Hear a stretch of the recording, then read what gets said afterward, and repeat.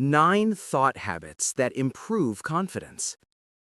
There is a particular kind of quiet that happens right before you speak in a group, a half-second pause where something inside you runs a quick calculation.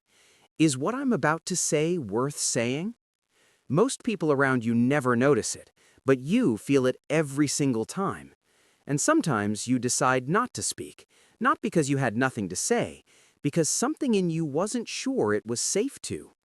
That feeling has been called shyness, overthinking, self-doubt.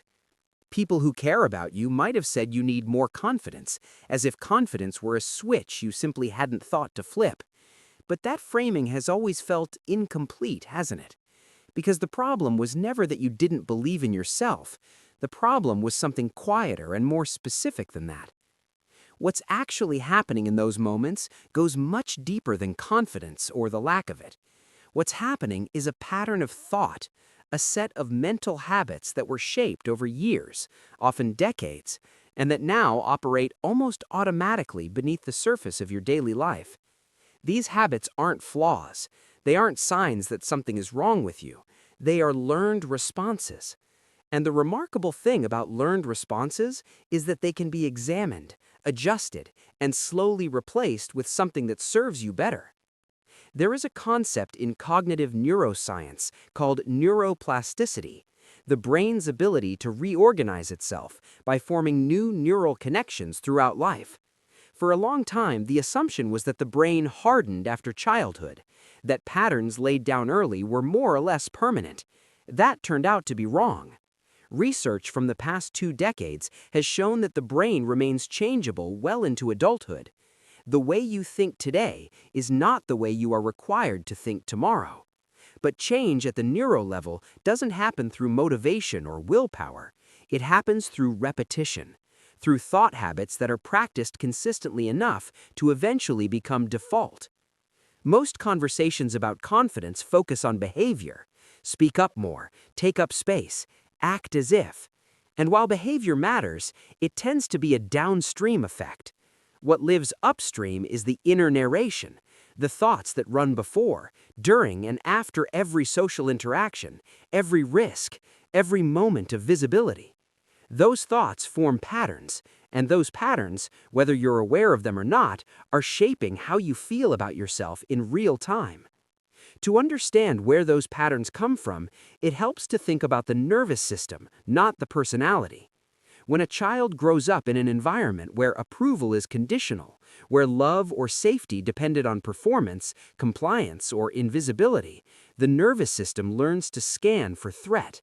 It becomes tuned to the question, "Am I acceptable here?" That question, repeated thousands of times across childhood, becomes a reflex. It doesn't stop in adulthood. It simply migrates inward and attaches itself to your own voice. The critical thoughts you think about yourself aren't yours originally. They are internalized environments. They are old information running in a new context. This is worth sitting with for a moment because it changes what the work actually is. Improving confidence isn't about becoming someone different. It isn't about being louder or more assertive or caring less what people think. It's about recognizing that the thought patterns currently running in your mind were designed for a version of your life that no longer exists. They made sense once, they kept you safe once, and they are now, quietly, costing you something. Here is where it gets counterintuitive. Research in cognitive behavioral therapy and acceptance-based psychology suggests that the goal isn't to eliminate negative thoughts, it's to change your relationship to them. A study from the University of Michigan found that people who practiced what researchers call self-distancing, viewing their own thoughts from a slight remove, as if observing them rather than inhabiting them, showed significantly reduced emotional reactivity and improved self-regulation. The thought doesn't have to disappear for it to lose its grip.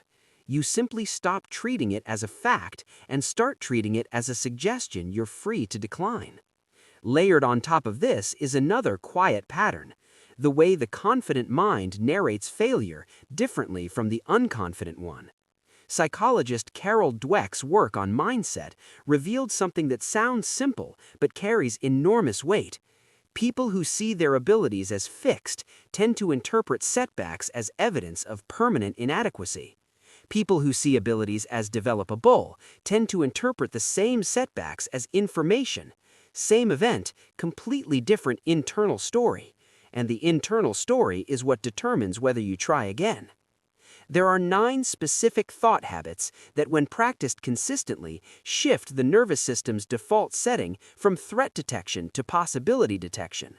Not through affirmations or forced positivity, but through a slow, honest rewiring of the patterns that run automatically.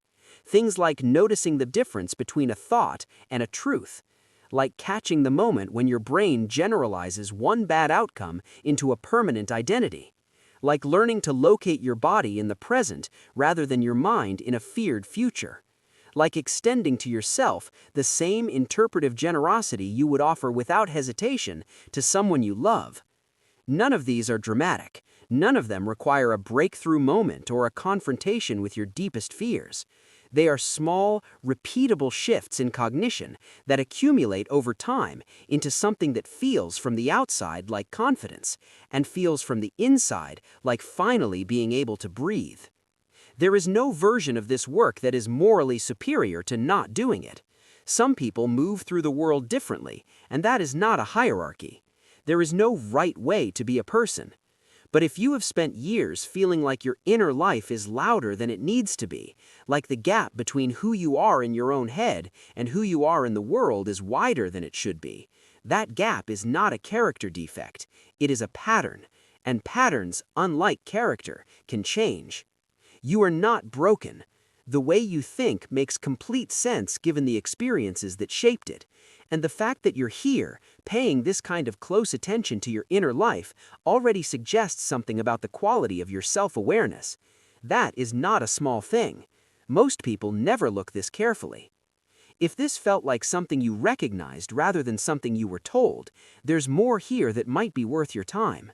The thought habits that quietly shrink your world are the same ones that, when examined, reveal a very different picture of who you actually are.